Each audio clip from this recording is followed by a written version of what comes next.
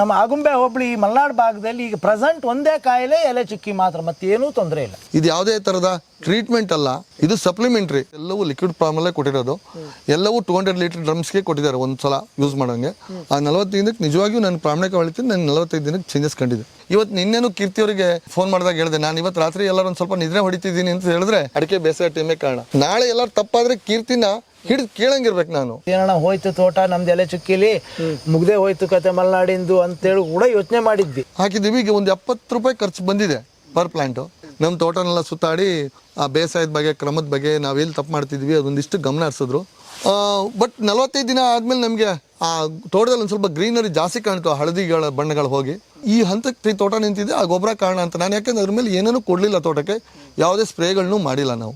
Sir, ನನ್ನ ಹೆಸರು ಕೀರ್ತಿ MJ ಅಂತ ಹೇಳ್ಬಿಟ್ಟು ಅಡಿಕೆ ಬೇಸಾಯ CEO ಮಾತಾಡ್ತಾ ಇರೋದು. ಇವತ್ತು ಮಲೆನಾಡು ಭಾಗದಲ್ಲಿ ಒಂದು ಬಗೆಹರಿದ ಸಮಸ್ಯೆ ಅಂತಂದರೆ ಎಲೆ ಚುಕ್ಕಿ ರೋಗ ಅಂತ ಹೇಳ್ತಿದ್ದಾರೆ.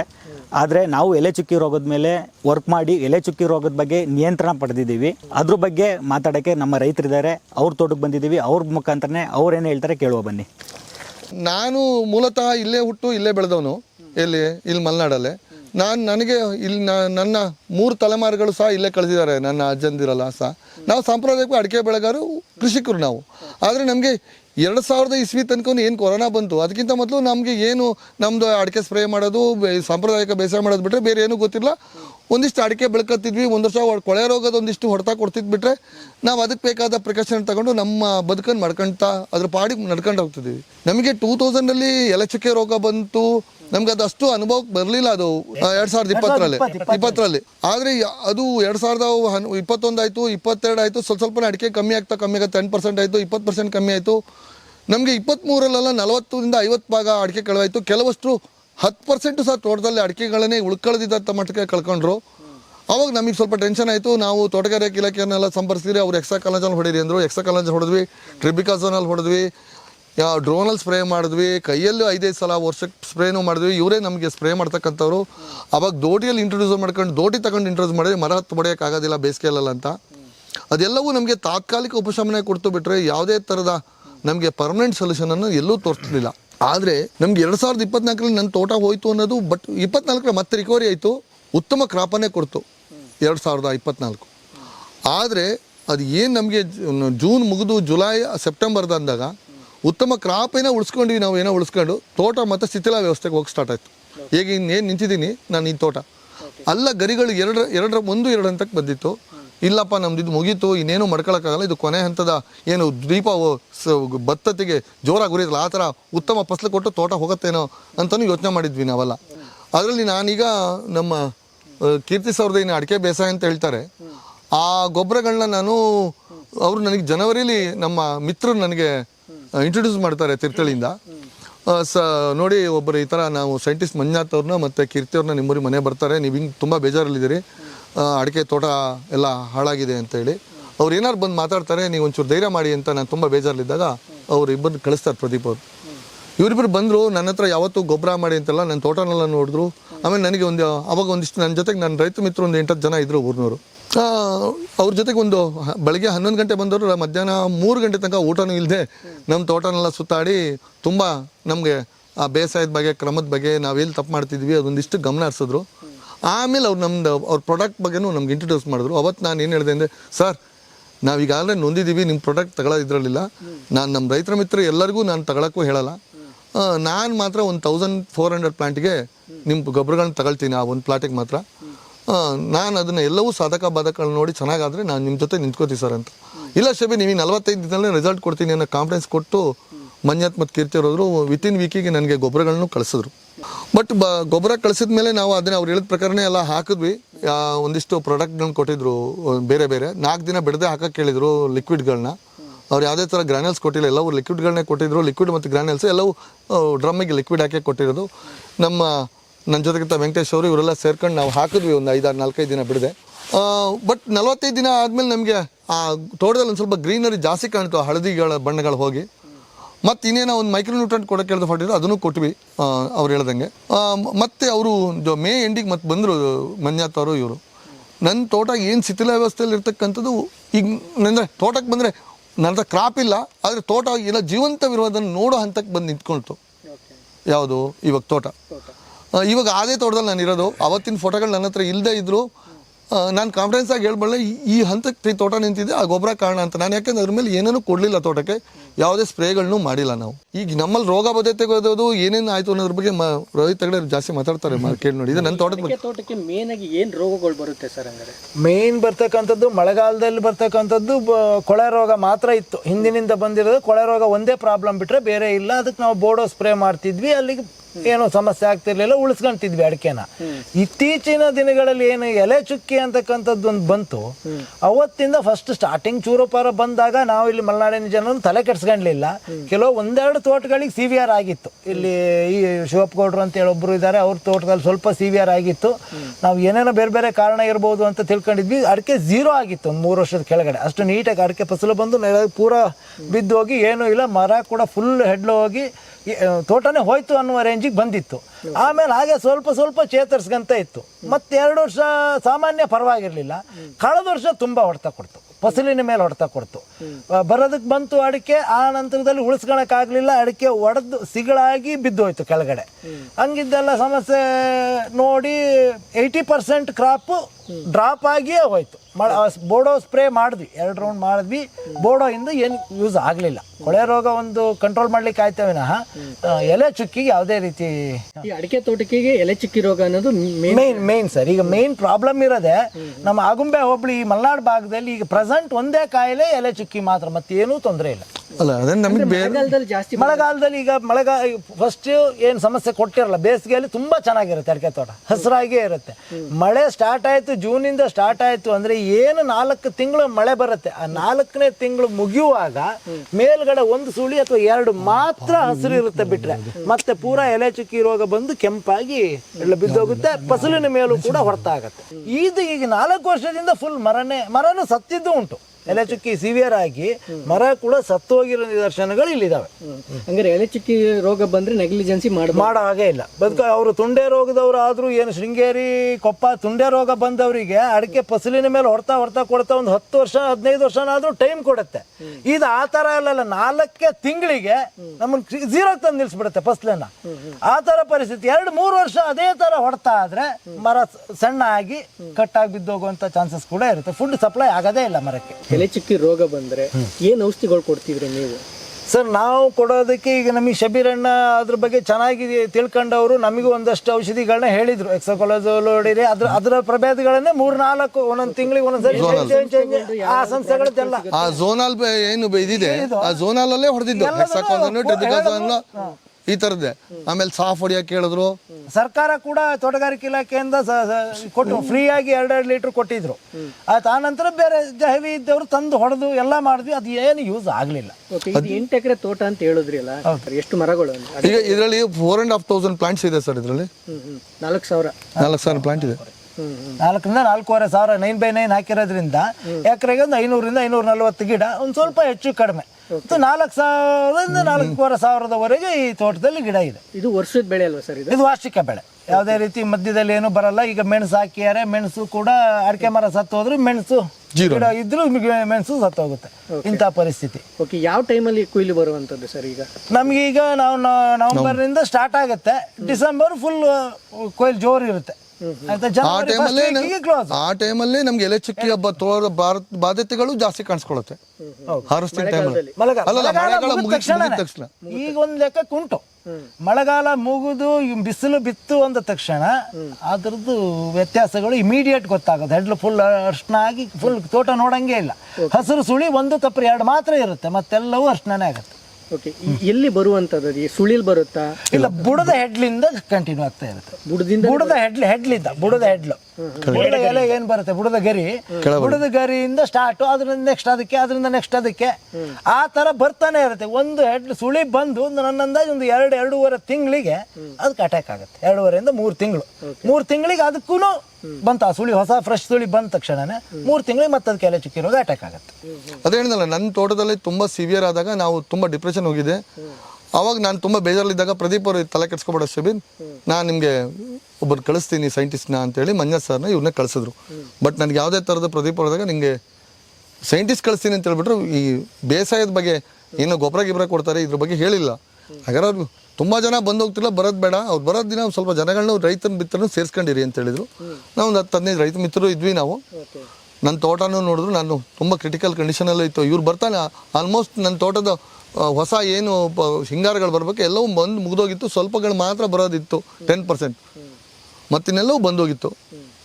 ಅವತ್ತು ಅವ್ರು ಬಂದರು. ಆಮೇಲೆ ಇಲ್ಲ ನೀವು ತಗೊಳ್ಳೋಕೆ ಕೆಡ್ಸ್ಕೊಬೇಡಿ, ನನ್ನ ಪ್ರಾಡಕ್ಟ್ ಕೊಡ್ತೀನಿ ಹಾಕೊಳ್ಳಿ ಅಂತ ಹೇಳಿದ್ರು. ಅದು ಇಷ್ಟೊತ್ತಂಗೆ ಯೂಸ್ ಮಾಡಿದ್ದೀನಿ. ತೋಟಕ್ಕೆ ಬಂದು ನೋಡಿದ್ರೆ ಸರ್ ವಿಸಿಟ್ ಮಾಡಿನೇ ಅವರು ಇಲ್ಲ ಅದೇ ಹೇಳಿದ್ನಲ್ಲ, ಬೆಳಗ್ಗೆ 11 ಗಂಟೆ ಬಂದರು, ಸಂಜೆ 4 ಗಂಟೆ ತನಕ ಅವತ್ತು ನನ್ನ ಪರಿಸ್ಥಿತಿ ನೋಡಿ ನನ್ನ ಜೊತೆ ನಿಂತ್ಕೊಂಡಿದ್ರು ಅವರು.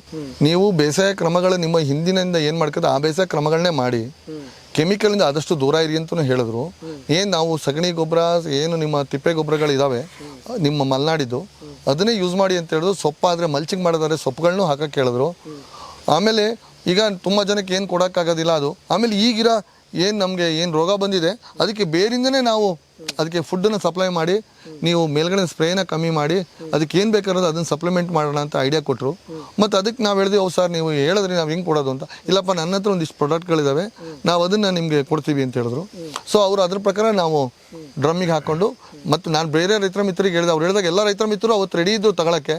ನಾನು ಹೇಳಿದೆ ಯಾರು ತಗೊಳ್ಬೇಡಿ ಸರ್, ಇದು ನಾವು ಆಲ್ರೆಡಿ ಫೈನಾನ್ಸಲ್ಲಿ ಟ್ರಯಲ್ ಮಾಡ್ತೀನಿ, ನೀವು ಯಾರು ಕೊಂಡ್ಕೋಬಾರ್ದು, ಅವ್ರಿಗೆ ಯಾರಿಗೂ ಪ್ರೆಸರ್ ಮಾಡಂಗೂ ಇಲ್ಲ ಸರ್. ನೀವು ಅವ್ರು ಏನಿದ್ರು ನಿಮ್ಮ ಸಜೆಷನಿಗೆ ಬಂದಿದ್ದಾರೆ ಸೇರಿಸಿದ್ ಮಾತ್ರ ಅವ್ರು ತಗೊಳಕ್ಕೆ ಹೇಳಿದ್ರು ತಗೊಳ್ತೀನಿ ಅಂತ ಹೇಳಿದ್ರು ನಾನು ಬಿಡೋದಿಲ್ಲ. ನಾನು ಮಾತ್ರ ಅದ್ರಲ್ಲಿ ತಗೊಳ್ತೀನಿ. ನಂಗೆ ಅದು ಖುಷಿ ಕೊಟ್ಟರೆ ನಾವು ಬರೋ ವರ್ಷಕ್ಕೆ ಎಲ್ಲರೂ ನಿಂತ್ಕೊಂಡು ಅವ್ರ ಜೊತೆ ತಗೊಳ್ಳೋಣ. ಬಟ್ ನನಗೆ ಇವತ್ತಿನ ದಿನ ತನಕ ಖುಷಿಯಾಗಿದೆ. ಆದರೂ ಇನ್ನೊಂದು ನೀವು ಬರಬೇಕಾಗತ್ತೆ. ನಾವು ಡಿಸೆಂಬರ್ಗೆ ತನಕನೂ ನನ್ನ ತೋಟ 1 ಇಯರ್ ತನಕನೂ ಈ ತೋಟ ಈ ಕಂಡೀಷನಲ್ಲೇ ಉಳ್ಕೊಂತು ಅಂದರೆ ಅಡಿಕೆ ಬೇಸಾಯ ಈಸ್ 100% ಸಕ್ಸಸ್ಫುಲ್ ಅಂತ ನನ್ನ ಭಾವನೆ. ಈ ಭಾಗದಲ್ಲಿ ಅವ್ರು ಯಾವುದೇ ಕಾರಣಕ್ಕೂ ಅವ್ರು ಕೂಡ ಪ್ರಾಡಕ್ಟ್ ಹಾಕಿದಾಗ ಬೇಸಾಯನ ನಿಲ್ಸಕ್ಕೆ ಎಲ್ಲೂ ಹೇಳಿಲ್ಲ ನಮಗೆ. ಮತ್ತೆಲ್ಲ ಕನ್ಫ್ಯೂಷನ್ ಆಗೋದು ಬೇಡ ಜನಗಳು. ನಿಮ್ಮ ರೆಗ್ಯುಲರ್ ಬೇಸಾಯಗಳನ್ನ ಮಾಡಲೇಬೇಕು ಅಂತ ಹೇಳಿದ್ದಾರೆ. ಏನು ತಿಪ್ಪೆ ಗೊಬ್ಬರ ಹಾಕಿ ಮಾಡ್ತೀರಿ ಅದಕ್ಕೂ ಇದಕ್ಕೂ ಸಂಬಂಧ ಇಲ್ಲ. ಇದು ಯಾವುದೇ ಥರದ ಟ್ರೀಟ್ಮೆಂಟ್ ಅಲ್ಲ, ಇದು ಸಪ್ಲಿಮೆಂಟ್ರಿ. ನೀವು ಬೆಳಗ್ಗೆ 3 ಹೊತ್ತು ಊಟ ಮಾಡ್ತಿದ್ರಿ ಸರ್, ನಂಗೆ ಭಾರಿ ವೀಕ್ನೆಸ್ ಇದೆ, ಗ್ಲುಕೋಸ್ ಕೊಡ್ತಾರೆ. ಇಲ್ಲಪ್ಪ ಇವತ್ತೊಂದು ಸ್ವಲ್ಪ ಎಳ್ನೀರು ಜಾಸ್ತಿ ಕುಡಿ, ಇಲ್ಲ ನಿಮಗೆ ಭಾರಿ ವೀಕ್ನೆಸ್ ಇದೆ ಎಳ್ನೀರು ಕುಡಿ ಅಂತಾರೆ, ಇಲ್ಲ ಎಲೆಕ್ಟ್ರೋಲಕ್ಸ್ ತಗೊಳ್ತಾನೋ, ಇಲ್ಲೋ ಸೇಬ್ ಹಣ್ಣು ತಿನ್ನು ಅಂತ ಹೇಳ್ತಾರೆ. ಆ ಥರ ಏನೋ ಅವ್ರು ಹೇಳೋದು ಆ ಥರದ್ದೇನೋ ನಿಮ್ಮ ತಿನ್ನೋರ ಜೊತೆಗೆ ನಿಮ್ಗೆ ಎಕ್ಸ್ಟ್ರಾ ಕೊಟ್ಟಿದ್ದೀವಿ ಅಂತ ತಿಳ್ಕೊಂಡು ಮಾಡಬೇಕು. ಸ್ವಲ್ಪ ಇದು ಕಾಸ್ಟ್ಲಿ ಅನ್ಸುತ್ತೆ ನಮಗೆ. ಉತ್ತಮ ಕ್ರಾಪ್ ಬಂದರೆ ನಾವು ಬದುಕತ್ತೀವಿ ಇದರಲ್ಲಿ. ಅದನ್ನು ಬಿಟ್ಟು ಹಣದ ವ್ಯವಹಾರವನ್ನು ಬಿಟ್ಟು ಯೋಚನೆ ಮಾಡಿ ನಾನು ಏನು ಹೇಳಿ ಈ ಪ್ರಾಡಕ್ಟನ್ನು ತಗೊಂಡಿರ್ತಕ್ಕಂಥದ್ದು. ಎಲ್ಲವೂ ಲಿಕ್ವಿಡ್ ಫಾರ್ಮಲ್ಲೇ ಕೊಟ್ಟಿರೋದು. ಎಲ್ಲವೂ 200 ಲೀಟ್ರ್ ಡ್ರಮ್ಸ್ಗೆ ಕೊಟ್ಟಿದ್ದಾರೆ ಒಂದು ಸಲ ಯೂಸ್ ಮಾಡೋಂಗೆ. 200 ಲೀಟ್ರ್ ನೀರನ್ನು 1 ಲೀಟ್ರ್ ಬುಡಕ್ಕೆ ಹಾಕೋದು. ಫಸ್ಟ್ ನಾನು ಸಿವಿಯರ್ ಇದ್ದಾಗ ಬಿಡದೆ 4 ದಿನ ಹಾಕಿದ್ದೀನಿ ನಾನು. ಬೇರೆ ಬೇರೆ ನಾಲ್ಕು ದಿನವೂ ಹಾಕಿದ್ದೀನಿ. ಆಮೇಲೆ 2 ಸಲ ಹಾಕಿದ್ದೀನಿ. ಬಟ್ ಒಂದೊಂದೇ ರೌಂಡ್ ಹಾಕಿರೋದು, ಒಂದೇ ಪ್ರಾಡಕ್ಟ್ ಅದು ಕೊಟ್ಟಿರೋದು. ಈಗ ಏನು ಮಳೆಗಾಲದಲ್ಲಿ ಒಂದು ಹೇಳಿದಾರೆ ಹಾಕೋಕ್ಕೆ, ಅದು ನೆಕ್ಸ್ಟ್ ವೀಕ್ ಕೊಡ್ಬೇಕು ನಾನು. ಈಗ ನಿಮಗೆ ಹಾಕಿದ ಮೇಲೆ ಸರ್ ಎಷ್ಟು ದಿನದ ಮೇಲೆ ಚೇಂಜಸ್ ಅಲ್ಲ ಅದು ಹೇಳಿದಲ್ಲ, ಅವ್ರು 45 ದಿನಕ್ಕೆ ಚೇಂಜಸ್ ಕಾಣುತ್ತೆ ಅಂತ ಹೇಳಿದ್ರೆ, ಆ 45 ದಿನಕ್ಕೆ ನಿಜವಾಗಿಯೂ ನಾನು ಪ್ರಾಮಾಣಿಕ ಹೇಳ್ತೀನಿ, ನಾನು 45 ದಿನಕ್ಕೆ ಚೇಂಜಸ್ ಕಂಡಿದೆ. 2 ತಿಂಗಳಲ್ಲಿ ಇದು ಕರೆಕ್ಟ್ ಕ್ಲಿಯರ್ ರಿಸಲ್ಟೇ ಗೊತ್ತಾಗುತ್ತೆ. ಈಗ ಯಾಕಂದ್ರೆ ಜೂನ್ ಜುಲೈ ಆಗಸ್ಟ್ ನಮಗೆ ಏನು ಎಲೆ ಚುಕ್ಕಿ ರೋಗ ಹೆವಿ ಸಿವಿಯರ್ ಇರೋದ್ರಿಂದ ಈಗ ವ್ಯತ್ಯಾಸ ಕರೆಕ್ಟಾಗಿ ಕಾಣ್ತಾ ಇಲ್ಲ. ಈಗ ತೋರ್ಸೋದಕ್ಕೂ ಆಗಲ್ಲ. 3 ಹೆಡ್ಲು ನಮಗೆ ರೆಗ್ಯುಲರ್ ನೋಡಿದವ್ರಿಗೆ ಗೊತ್ತಾಗ್ತಾ ಇದೆ ಆ 3-4 ಹೆಡ್ಲು ಹೆಲ್ತಿ ಆಗಿದೆ ಅಂತೇಳಿ. ಅದು ಕಂಟಿನ್ಯೂ ಆಗಿ 2 ತಿಂಗಳು ಕಾಪಾಡ್ಕೊಂಡ್ಬಿಟ್ರೆ ಆಮೇಲೆ ಇದು ಸಕ್ಸಸ್ ಆಗುತ್ತೆ. ರಿಸಲ್ಟೇ ಸಿಕ್ತು. ರಿಸಲ್ಟೇ ಸಿಕ್ತು. ಇಲ್ಲಿ ತನಕನೂ ರಿಸಲ್ಟೇ. ನಮ್ಮಲ್ಲಿ ಯಾವೇ ಚಿಕ್ಕ ತೀವ್ರತೆ ಇರೋದು ಯಾವಾಗ? August, September, October. ಬಿಸಿಲು ಮಳೆ ಹೆವಿ ರೈನ್ ಇದ್ದಾಗಲೂ ಇರಲ್ಲ. ಇದು ಶಿಥಿಲ ವ್ಯವಸ್ಥೆ ಗೊತ್ತಿಲ್ಲ ನಮಗೆ. ನಮಗೆ ಯಾವಾಗಲೂ ಅದು ಕಾಣಿಸ್ಕೊಳ್ಳಲ್ಲ. ಈಗಲೂ ಇತ್ತು ಆ ತೀವ್ರತೆ ಕಾಣಿಸ್ಕೊಳ್ಳೋದು ನಮಗೆ ಜನವರಿ ಆಗುತ್ತೋ ಗೊತ್ತಿಲ್ಲ, ಆಗಸ್ಟ್ ಆಗುತ್ತೋ ಗೊತ್ತಿಲ್ಲ. ಬಟ್ ನಮ್ಮ ಕಣ್ಣಿಗೆ ಕಾಣಿಸ್ಕೊಳ್ಳೋದು ಅದು ಆಗಸ್ಟು ಸೆಪ್ಟೆಂಬರಲ್ಲಿ ಜಾಸ್ತಿ. ಸೊ ಆ ಆಗಸ್ಟ್ ಸೆಪ್ಟೆಂಬರ್ನ ವೆಯ್ಟ್ ಮಾಡ್ತಾ ಇದೀವಿ ನಾವು. ಎಲ್ಲರೂ ಆಗಸ್ಟ್ ಸೆಪ್ಟೆಂಬರಲ್ಲಿ ನಮ್ಮ ಕಣ್ಣಿಗೆ ಅದು ತೀವ್ರತೆ ಕಾಣಿಸ್ಕೊಂಡ್ರೆ ಈ ಪ್ರಾಡಕ್ಟ್ 100% ಕಂಡೀಷನ್ 2 ತಿಂಗಳು ಇದ್ದು ಬಿಟ್ರೆ ಅಲ್ಲಿಗೆ ನಾವು ಬಚಾವಾದ. ನೋಡಿ, ದಿನ ಗೊಬ್ಬರ ಕೊಡೋ ದಿನ ಪ್ರತಿದಿನನೂ ನನ್ನ ಜೊತೆಗೆ ಮಾತಾಡ್ತಿರೋ ಕೊಟ್ರ ಏನಾಯ್ತು ಕೇಳಿದ್ರು. ಆಮೇಲೆ 45 ದಿನ ಆದ್ಮೇಲೆ ಫೋನ್ ಮಾಡಿ ಶಬೀರ್ ಹೇಗಿದೆ ಅಂತ ಕೇಳಿದ್ರು. ನಾನು ಹೇಳಿದೆ ಇಲ್ಲ ನಮ್ದು ಚೇಂಜಸ್ ಇದೆ ಅಂತ ಹೇಳಿದೆ. 45 ಡೇಸ್ ಆದ್ಮೇಲೆ ಮಂಜಾತ್ ಸರ್ ಬರಲಿಲ್ಲ, ಕೀರ್ತಿಯವ್ರು ಬಂದು ನನಗೆ ಮತ್ತೆ ಮೈಕ್ರೋನ್ ಇಟ್ಕೊಟ್ಟು ತೋಟ ನೋಡ್ಕೊಂಡು, ಇಲ್ಲ ಕೀರ್ತಿಯವರೇ ನಿಮ್ದು ನಂಗೆ ಚೇಂಜಸ್ ಕಂಡಿದೆ ಅಂತ ಹೇಳಿದೆ. ಅವರು ತೋಟ ನೋಡ್ಕೊಂಡು ಹೋದ್ರು ಅವತ್ತು ಕೀರ್ತಿಯವ್ರು ಬಂದು. ಆಮೇಲೆ ಮಂಜಾತ್ ಸರ್ ಆಮೇಲೆ ಮೇ ತಿಂಗಳಲ್ಲಿ ಬಂದರು. 2 ತಿಂಗಳಲ್ಲಿ ಫೋನಲ್ಲಿ ನನ್ನ ಜೊತೆ ಮಾತಾಡ್ತಾನೆ ಇರ್ತಾರೆ ಹೇಗಿದೆ ಅಂತ. ಇವತ್ತು ಮಾತಾಡ್ತಾರೆ ನನ್ನ ಹತ್ರ ದಿನಾಲು. ಅಡಿಕೆ ತೋಟದ ಬೇಸಾಯ ಸಿಸ್ಟಮ್ ನಾವು ಈ ವರ್ಷ ಬೇಸಾಯ ಮಾಡಿದ್ರೆ ನಮಗೆ ರಿಸಲ್ಟ್ ಸಿಗೋದು 1 ವರ್ಷದ ಮೇಲೆ. ಈಗ 7 ತಿಂಗಳಲ್ಲಿ ಇದು ಇಷ್ಟು ರಿಸಲ್ಟ್ ಬಂದಿದೆ ಅಂದರೆ ನಾನೆಲ್ಲರೂ ಯಾವ ಶಿಥಿಲ ವ್ಯವಸ್ಥೆಯಲ್ಲಿ ಇರ್ತದೆ ತೋಟಗಳನ್ನ ನಾನು ಸೊಪ್ಪು ಹಾಕಿ ಬೇಸಾಯ ಮಾಡಿದ್ರೆ ನಂಗೆ 2 ರಿಂದ 3 ವರ್ಷ ತಗೊಳ್ತಿತ್ತೇನೋ ರೋಗ ಹೋಗಿನು. ಬಟ್ ನಂಗೆ ಈಗ 6 ಮಂತಲ್ಲಿ ಇದು ಇಷ್ಟು ರಿಕವರಿ ಬಂದಿದ್ದೆ ನನಗೆ ತುಂಬ ಖುಷಿ ಮತ್ತು ಹೆಮ್ಮೆ ಆಗ್ತಿದೆ. ಎಲ್ಲ ಒಂದು ಕಡೆ ಇವತ್ತು ನಿನ್ನೆನೂ ಕೀರ್ತಿಯವರಿಗೆ ಫೋನ್ ಮಾಡಿದಾಗ ಹೇಳಿದೆ, ನಾನು ಇವತ್ತು ರಾತ್ರಿ ಎಲ್ಲರೂ ಒಂದು ಸ್ವಲ್ಪ ನಿದ್ರೆ ಹೊಡಿತಿದ್ದೀನಿ ಅಂತ ಹೇಳಿದ್ರೆ ನಿಮ್ಮ ಕಾನ್ಫಿಡೆನ್ಸ್ ಮೇಲೆ, ಇಲ್ಲ ಅಂದರೆ ನಾನು ಸ್ವಲ್ಪ ಡಿಪ್ರೆಷನ್ಗೆ ಹೋಗ್ತಿದ್ನೇನೋ, ಈ ಕೃಷಿ ನನಗೆಲ್ಲ ಕೈ ಕೊಡ್ತಾ ಇಲ್ಲ ಅಂತ ಹೇಳಿ, ಅಥವಾ ಈ ವಾತಾವರಣ ಕೈ ಕೊಡ್ತಾ ಇಲ್ವೋ, ವಾಪಸ್ಸೇ ಹೋಗ್ಬೇಕು, ಕೃಷಿನ ಬಿಡ್ಬೇಕು ಅನ್ಸುತ್ತೆ ಏನೋ ಅಂತ. ಬಟ್ ನಾನು ಈ ವರ್ಷ ನನಗೆ ಕ್ರಾಪ್ ಇಲ್ಲದೆ ಇರ್ಬೋದು, ಮುಂದೆ ನನಗೆ ಕ್ರಾಪ್ ಬರುತ್ತೆ ಅನ್ನೋ ಖುಷಿಗಾದರೂ ನಿದ್ರೆ ಮಾಡ್ಕೊಳ್ತಾ ಇದ್ದೀನಿ ಅಂತ ಹೇಳಿದ್ರೆ ಅದಕ್ಕೆ ಕೀರ್ತಿಯವ್ರ ಕಾರಣ. ಅವ್ರ ಅಂದ್ರೆ ಕೀರ್ತಿಯವ್ರಂತೂ ಅಥವಾ ಅದು ಅಡಿಕೆ ಬೇಸಿಗೆ ಟೀಮ್ ಮುಂದೆ ನಾನು ಈ ಕೃಷಿಲಿ ಉಳ್ಕೋಬೇಕು ಅನ್ನೋ ಧೈರ್ಯಕ್ಕೆ ಕಾರಣ ಅಂತ ಹೇಳಿದ್ರೆ ನಿದ್ರೆ ಮಾಡ್ತಿದ್ವಿ ಅಂದ್ರೆ ಅದು ಅವರೇ ಕಾರಣ ಅಂತ ಹೇಳಿದ್ನಲ್ಲ. ಯಾವುದು ಅಡಿಕೆ ಬೇಸಾಯ ಟೀಮೇ ಕಾರಣ. ಅವರು ಇದ್ರ ಹಿಂದಿಗೆ ಎಷ್ಟು ವರ್ಷ ಸ್ಟ್ರಗಲ್ ಮಾಡಿದ್ರು ನಮ್ಗೆ ಗೊತ್ತಿಲ್ಲ. ಅವರ ಪರಿಶ್ರಮ ಎಷ್ಟಿದೆ, ಎಷ್ಟು ವರ್ಷ ಅದ್ರ ಹಿಂದೆ ಹೋಗಿದ್ದಾರೆ, ಯಾರ್ಯಾರ ಮನೇಲಿ ಎಕ್ಸ್ಪೆರಿಮೆಂಟ್ ಮಾಡಿ. ಈಗ ನಮ್ಮ ಮನೆಗೇನು ಅವರು ಬಂದು ಎಕ್ಸ್ಪೆರಿಮೆಂಟ್ ಮಾಡಿರೋದಲ್ಲ, ಇದಕ್ಕೂ ಮೊದಲು ಅವ್ರು ಬೇರೆ ಕಡೆ ಹಾಕಿ ನೋಡಿ ತುಂಬ ಸ್ಟ್ರಗಲ್ ಮಾಡಿದ್ದಾರೆ. ಅದರ ಪರಿಶ್ರಮ ಎಷ್ಟಿದೆ ಗೊತ್ತಿಲ್ಲ. ಅದಕ್ಕೆ ನಾನು ಯಾವತ್ತೂ ಅವ್ರಿಗೆ ತುಂಬ ಥ್ಯಾಂಕ್ಸ್ಫುಲ್ ಆಗಿರ್ತೀನಿ. ಈಗ ನಿಮ್ಮೂರು ರೈತರುಗಳಿಗೆ ನೀವು ಹೇಳ್ಬೋದಾ ಸರ್? ಅದಕ್ಕೆ ನಾನು ಹೇಳಿದ್ದು, ಈಗ ರೋಹಿತ್ ಹೆಗಡೆ ಬಂದು ಮೊನ್ನೆ ನಾನು 10 ಜನನ ಕರ್ಕೊಂಡ್ಬಂದಾಗಲೂ, ಯಾಕೆಂದ್ರೆ ನನ್ನ ತೋಟ ನೋಡೋದು ಅವ್ರಿಗೂ ಆ ತೋಟ ನೋಡೋ ಅನುಭವ ಆಗಬೇಕು. ಕಂಡೀಷನ್ ಇಸ್ ವೆರಿ ವರ್ಸ್ಟ್ ಅಂತ. ಬಟ್ ನನಗೆ ಏನಂತ ಹೇಳಿದ್ರೆ, ಮುಂದೆ ನನಗೆ ಇದು ಅದೇ ಹೇಳಿದ್ರೆ ಇನ್ನು 2 ತಿಂಗಳು ನಾನು ಏನನ್ನೂ ಯಾರಿಗೂ ಹೇಳಲ್ಲ, ನಮ್ಮ ಪಕ್ಕದಲ್ಲಿದ್ದರು ಬಂದು ನೋಡ್ಕೊಂಡು ಹೋಗಲಿ. ಈ ಪ್ರಾಡಕ್ಟ್ ಬಗ್ಗೆ ಇನ್ನೂ ಒಂದು ಸ್ವಲ್ಪ ನಾವು ಧೈರ್ಯವಾಗಿ ನಿಂತ್ಕೋಬೇಕು ಅಂದರೆ 2 ತಿಂಗಳು ಹೋಗಬೇಕು. 2 ತಿಂಗಳು ಹೋದ್ಮೇಲೆ ಕೀರ್ತಿಗೆ ಹೇಳಿದ್ದೀನಿ, ನಿಮ್ಮನ್ನು ಒಂದಿನ ಇಲ್ಲಿ ಕರ್ಸ್ಕೊಂಡ್ಬಂದ್ಬಿಟ್ಟು in the month of December ಇದು ಚೆನ್ನಾಗಿದ್ರೆ ಒಂದು ಕಾನ್ಫರೆನ್ಸೇ ಮಾಡ್ಬಿಡ್ತೀವಿ. ಎಲ್ಲಿ ಎಲ್ಲ ರೈತರ ಮಿತ್ರನ ದೂರದಿಂದ ಕರೆಯಲ್ಲ, ನನ್ನ ಅಕ್ಕಪಕ್ಕದಲ್ಲಿ ಇರ್ತಕ್ಕಂಥವ್ರು, ನನ್ನ ಪರಿಸ್ಥಿತಿ ಏನಂತ ಗೊತ್ತಿರೋರು, ನಾನು ಏನಂತ ಗೊತ್ತಿರ್ತಕ್ಕಂಥವ್ರು. ಈಗ ಇಲ್ಲೆಲ್ಲಿಂದ ಶಿವಮೊಗ್ಗದಿಂದ ತೀರ್ಥಹಳ್ಳಿಯಿಂದ ಕರ್ಕೊಂಬಂದು ಮಾಡೋದು ಅದು ಜನ ಸೇರಿಸೋದು ಅದು ಅಲ್ಲ. ನನ್ನ ಪಕ್ಕದಲ್ಲೇ ಇರ್ತಕ್ಕಂಥವ್ರು, ನಾನು ಏನನ್ನು ಗೊತ್ತಿರ್ತಕ್ಕಂಥದ್ದು, ನಾನೆಲ್ಲ ಸುಳ್ಳು ಹೇಳ್ಬಾರ್ದಲ್ವಾ. ನನ್ನ ಪಕ್ಕದಲ್ಲಿದ್ದನ್ನೇ ಕರ್ಕೊಂಬರ್ಬೇಕು. ನನ್ನ ಪಕ್ಕದಲ್ಲಿರೋರು, ನನ್ನನ್ನು ವಿಶ್ವಾಸ ಇರ್ತಕ್ಕಂಥವ್ರು ಕರ್ಕೊಂಬಂದು ನನ್ನ ಪಕ್ಕದಲ್ಲಿ ತೋಟದಲ್ಲಿ ಕಟ್ಕೊಂಡೆ ಒಂದು ಕಾನ್ಫರೆನ್ಸ್ ಮಾಡ್ತೀವಿ. 1000 ಜನ ಸೇರಿಸಲ್ಲ. ಅವರು ನನ್ನ ಒಳ್ಳೆಯವ್ರು 20 ಜನ ಇದ್ರು ಒಳ್ಳೇದೇ. ಈಗ ಅಕ್ಕಪಕ್ಕದ ಇರೋರು ನೋಡ್ತಾರಲ್ಲ ಸರ್ ನಿಮ್ಮ ತೋಟ, ನನ್ನ ಪಕ್ಕ ತೋಟದವ್ರನ್ನೇ ಕರ್ಕೊಂಬಂದು ಅವ್ರಿಗೂ ರೋಗ ಬಂದಿದೆ. ನಾನು ಅವರು ಬೇರೆ ಬೇರೆ ಥರದ ಎಕ್ಸ್ಪೆರಿಮೆಂಟ್ ಮಾಡ್ತಾನೆ ಇದ್ದಾರೆ ಇದಲ್ದೇನೆ. ಈಗ ನಾನೇನೋ ಮಾಡಿದ್ದೀನಿ, ನಾನು ಅದ್ರಲ್ಲಿ ಜಾಸ್ತಿ ಅವರು ಬೇರೆ ಬೇರೆ ಪ್ರಾಡಕ್ಟ್ಗಳನ್ನೆಲ್ಲ ಏನೇನೋ ಹಾಕ್ತಾ ಇದ್ದಾರೆ. ಒಂದಿಷ್ಟು ಜನ ಪ್ರತಿ ನಮ್ಮಲ್ಲಿ ಈಗ ರೋಗ ಬಂದಮೇಲೆ ತುಂಬ ಕಂಪ್ನಿಗಳು ಬರೋದು, ಒಂದಿಷ್ಟು ಪ್ರಾಡಕ್ಟ್ ಕೊಡೋದು, ಸ್ಪ್ರೇಗೆ ಹೇಳೋದು, ಇದು ನಿರಂತರ. ಯಾಕೆಂದರೆ ಇಲ್ಲಿ ಏನೋ ಒಂದು ಸೇಲ್ ಮಾಡ್ಬೋದು ಅನ್ನೋದು ಮನೋಭಾವದಿಂದ ಬರ್ತಾರೋ ಅಥವಾ ನಮ್ಮನ್ನು ಉಳ್ಸಕ್ಕೆ ಬರ್ತಾರೋ ಎರಡೂ ಗೊತ್ತಿಲ್ಲ ನಮಗೆ. ಈಗ ಅವರ ಸರ್ವೈವ್ ಇರ್ಬೋದು, ನಾನು ತಪ್ಪಂತ ಹೇಳಲ್ಲ. ಈಗ ನಾವೇನೆಲ್ಲ ಅಡಿಕೆ ಬೇಸಾಯ ಮಾಡ್ತೀನಿ ಅದ್ರಲ್ಲಿ ನನ್ನ ಜೀವನದ ಗುರಿನೂ ಇದೆ, ನನ್ನ ಬದುಕು ಇದೆಯಲ್ಲ ಸರ್. ಅದು ಈಗ ಅಡಿಕೆ ಬೇಸಾಯ ತಂಡದವ್ರು ಮಾಡಿದ್ರೆ ಅವರ ಮುಂದಿನ ಜೀವನದ ಗುರಿಗೂ ಅದ್ರಲ್ಲಿ ಇರುತ್ತೆ. ಒಂದಿಷ್ಟು ಹಣ ಮಾಡ್ಕೋಬೇಕು, ಸಂಸ್ಥೆ ಉಳಿಸ್ಕೋಬೇಕು, ರೈತರಿಗೆ ಒಳ್ಳೇದಾಗಬೇಕು, ಎರಡನ್ನೂ ಇಟ್ಕೊಂಡು ಮಾಡಿರ್ತಾರೆ. ಸರ್ ಅವ್ರ ಪ್ರಾಡಕ್ಟ್ಗಳನ್ನ ನೀವು ಯೂಸ್ ಮಾಡ್ತಾ ಇದ್ದೀರಾ, ಅದು ಟ್ರಯಲ್ ಆಗಿ ನಿಮ್ಗೆ ಏನಾರ ಫ್ರೀಯಾಗಿ ಕೊಟ್ಟಿರುವಂತ? ಸರ್ ಅಲ್ಲ, ಅವ್ರು ಏನೇನು ಫ್ರೀ ಕೊಟ್ಟಿಲ್ಲ ಸರ್ ನನಗೆ. ಅವ್ರ ಹತ್ರ ನಾನು ಫ್ರೀ ಯಾವತ್ತೂ ಕೇಳೂ ಇಲ್ಲ ಸರ್. ಅವರು ಅದನ್ನ ನನಗೆ ಹೇಳೂ ಇಲ್ಲ. ನಾವು ಫ್ರೀ ಕೊಡಿ ಸರ್, ನಾನು ಒಂದಿಷ್ಟು 2 ಮಾರಕ್ಕೆ ಮಾಡ್ತೀನಿ, ಫ್ರೀ ಟ್ರಯಲ್ ಕೊಡಿ ಅಂತೂ ನಾನು ಕೇಳಿಲ್ಲ. ಯಾಕೆ ಕೇಳಿಲ್ಲ ಅಂದರೆ ನಂದು ಅದು ಸ್ವಾಭಿಮಾನ ಇದೆ. ನನಗೆ ಆ ಪುಕ್ಷಟ ಬೇಡ. ನಾಳೆ ಎಲ್ಲರೂ ತಪ್ಪಾದರೆ ಕೀರ್ತಿನ ಹಿಡಿದು ಕೇಳಂಗಿರ್ಬೇಕು ನಾನು, ಅಥವಾ ಅಡಿಕೆ ಬೇಸಾಯ ತಂಡ ಹಿಡಿದು ಕೇಳಂಗಿರ್ಬೇಕು. ಅವ್ರು ಪುಕ್ಷಟ ಕೊಟ್ಟರೆ ನಂಗೆಲ್ಲಿ ಮಾತಾಡೋಕ್ಕಾಗತ್ತೆ? ನನ್ನ ಸ್ವಾಭಿಮಾನಕ್ಕೂ ಧಕ್ಕೆ ಅಲ್ಲ. ಈಗ ಹಂಗಾರೆ 8 ಎಕರೆಗೂ ನೀವು ಅಲ್ಲ ನಾನು ಹೇಳಿದೀಗ 8 ಎಕರೆಗಿಲ್ಲ, 1400 ಪ್ಲಾಟ್ ಅಂದ್ರೆ ಈ ಒಂದು 2.5 ಎಕರೆ ಜಾಗ ಅಂತ ಇಟ್ಕೊಳ್ಳಿ. 2.25 ಎಕರೆ ಅದ್ರ ಜೊತೆಗಿದೆ. 2.5 ಎಕರೆಗೆ ಮಾಡಿದ್ದಾರೆ. 2.5 ಎಕರೆ ಹತ್ರ ಮಾಡಿದೀನಿ ನಾನು. ಇದ್ರಲ್ಲಿ ಮಾಡದೇ ಇರೋ ಪ್ಲಾಂಟು ಇದೆ ಇದಾವೆ. ಈಗ ಮಾಡಿರೋದಕ್ಕೂ ಮಾಡದಿರೋದಕ್ಕೂ ಈಗ ಅದನ್ನೇ ಹೇಳೋದು, ಇದು ತುಂಬಾ ಶಿಥಿಲ ವ್ಯವಸ್ಥೆಯಲ್ಲಿ ಈ 2.5 ಎಕರೆ 2 ಎಕರೆ 2.25 ಎಕರೆ ಏನ್ ಮಾಡಿದೀನಿ, ಇದು ತುಂಬಾ ಶಿಥಿಲ ವ್ಯವಸ್ಥೆಯಲ್ಲಿ ಇರ್ತಕ್ಕಂಥ ತೋಟ ಆಯ್ತಾ. ಅದನ್ನ ನಮ್ಮ ರೋಹಿತ್ ಹೆಗಡೆ ನನ್ನ ಪಕ್ಕದ ತೋಟದವ್ರು ಇವರು ನೋಡಿದ್ದಾರೆ. ಯಾವುದು ಇದು ಹೋದ್ಸಲ ಮಳೆಗಾಲದಲ್ಲಿ ಇವ್ರು ಬಂದಾಗ ನನ್ನ ತೋಟಕ್ಕೆ ಸ್ಪ್ರೇ ಮಾಡಿದಾಗ ಇವ್ರು ಇದ್ರು ನನ್ನ ಜೊತೆಗೆ. ಹೋದ ವರ್ಷದ ಈ ಕಂಡೀಷನ್ ಹೆಂಗಿತ್ತು ಕೇಳ್ರಿ? ಹೋದ ವರ್ಷದ ಕಂಡೀಷನ್ ಇದರಲ್ಲಿ ಬಹಳ ಚೆನ್ನಾಗಿತ್ತು. ಅಡಿಕೆ ಸೂಪರ್, ಅದ್ರ ಬಗ್ಗೆ ಏನು ಮಾತೇ ಇಲ್ಲ. ಅದು ಒಂದು ವರ್ಷದ ಫಸಲು ಯಾವಾಗ ನಮಗೆ ಹೊಡೆತ ಕೊಡ್ತು, ಆ ನಂತರದಲ್ಲಿ ಈ ತೋಟ ನೋಡಿ ಭಯ ಬಂದಿತ್ತು. ಅಂತ ಪರಿಸ್ಥಿತಿ. ಶಬ್ಬೀರಣ್ಣಂಗೂ ಹೇಳಿದ್ದು, ಇದೇನಣ್ಣ ಹೋಯ್ತು ತೋಟ, ನಮ್ದು ಎಲೆ ಚುಕ್ಕಿಲಿ ಮುಗ್ದೇ ಹೋಯ್ತು ಕತೆ ಮಲೆನಾಡಿಂದು ಅಂತೇಳಿ ಕೂಡ ಯೋಚನೆ ಮಾಡಿದ್ವಿ. ಯಾಕೆಂದ್ರೆ ನಾವು ಕೇಳಿರಿ, ಯಾಕಂದ್ರೆ ನಾನು ಎಲ್ಲಾ ತರದ ಬೇಸಾಯಗಳನ್ನ ಎಲ್ಲವನ್ನೂ ಮಾಡ್ತೀನಿ ಆಯ್ತಾ. ನಾನು ಯಾವ್ದ್ರಲ್ಲೂ ಉದಾಸೀನ ಮಾಡಲ್ಲ. ನಿಮ್ಮ ತೋಟನ ಹಿಂಗಾಯ್ತಲ್ಲ, ನಮ್ದೆಲ್ಲ ಎಲ್ಲಿ ಉಳಿಯುತ್ತೆ ಅಂತ ಅವ್ರಿಗೆ ಹೆದರಿಕೆ. ನಮಗೆ ಇಲ್ಲಿ ಬೇರೆ ಅಡಿಕೆ ಬಿಟ್ಟರೆ ಬೇರೆ ಇಲ್ಲಿ ಏನೂ ಬರಲ್ಲ ಮಲೆನಾಡಲ್ಲಿ. ಇನ್ಯಾವುದೂ ಬೆಳೆಯೋಕ್ಕಾಗಲ್ಲ. ಒಂದು ಕಾಳುಮೆಣಸು ಬೆಳಿಬೋದು ಸ್ವಲ್ಪ ಪ್ರಮಾಣ, ಕಾಫಿ ನಟ್ರು, ಇಲ್ಲಿ ಪ್ರಾಣಿಗಳ ಲೂಟಿ, ಮಂಗ ಪಂಗನ ಲೂಟಿಯಲ್ಲಿ ಅದಾಗಿದ್ದೇ ಅಲ್ಲ, ಬಿಡೋದೇ ಇಲ್ಲ. ಅಡಿಕೆನೇ ಏನಾದರೂ 3 ಅಡಿಕೆ ಬೆಳ್ಕೊಂಡ್ರೆ ಬದುಕ್ಬೋದು. ಅದೇ ಹೋಯ್ತು ಅಂದರೆ ಮಲೆನಾಡು ಝೀರೋ. ಅದೇ ನಿಮ್ಗೆ ಆದಾಯ, ಇದೇ ಆದಾಯ. ಅಲ್ಲ ನಮ್ಮ ಕುಲ ಬೇಸಾಯ ಇದು, ಕುಲ ಬೇಸಾಯನೂ ಇದೆ, ಇದು ಕುಲ ಬಿಟ್ರೆ ಕಸಬು ಅಂತಾರಲ್ಲ ಬೇರೆ ಇಲ್ಲ. ಹಂಗೆ ಇದು ನಮ್ದು ಕುಲ ಬೇಸಾಯ.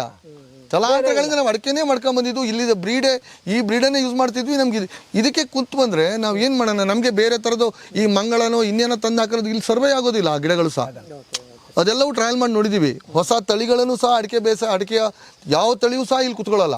ನೀವು ಹೇಳಿದ್ರೆ ಯಾವಾಗ್ಲೇನೆ ನಾನು ಫ್ರೀ ಉಚಿತವಾಗಿ ನಾನು ಕೊಟ್ಟಿಲ್ಲ, ಅವರು ನಾವು ದುಡ್ಡು ಕೊಟ್ಟೇನೆ ತಗೊಂಡು ನನ್ನ ಪ್ರಾಡಕ್ಟ್ ಯೂಸ್ ಮಾಡಿದ್ದೀನಿ ಅಂತ. ಎಷ್ಟು ಖರ್ಚಾಗಿರ್ಬೋದು ಸರ್ ಹಂಗಾರೆ ನಿಮ್ಗೆ? ಈಗ ನನಗೀಗ ಅವ್ರು ಹೆಚ್ಚು ಕಮ್ಮಿ ಇವತ್ತಿಗೆ ಒಂದ್ ಎಕರೆಗಲ್ಲ, ತುಂಬಾ ಜನ ರೈತರು ಇದ್ದವ್ರಿಗೆ ಅವರೆಲ್ಲರೂ ತಗೊಳ್ತೀನಿ ಅಂತ ಹೇಳ್ದಾಗ ಅವ್ರು ಯಾರು ನಾನು ತಗೊಳ್ಳೋದು ಬೇಡಪ್ಪ, ನೀವು ಯಾರು ನನ್ನ ರೈತ ಮಿತ್ರರೇ ಪಕ್ಕದಲ್ಲಿರೋರು, ನಾನು ಮಾತ್ರ ಫಸ್ಟ್ ನಾನು 500 ಮಾಡೋಣ ಅಂತ ಮಾಡಿದ್ರೆ ಆಮೇಲೆ ಬೇಡಪ್ಪ ಅಂತೇಳಿ ಅದೆಲ್ಲವೂ ಶಿಥಿಲಾವಸ್ಥೆಲಿರ್ತಕ್ಕಂಥ 1400 ಜಾಗಕ್ಕೂ ಆ ಪ್ಲಾಟಿಗೆ ಫುಲ್ ತಗೊಂಡೆ.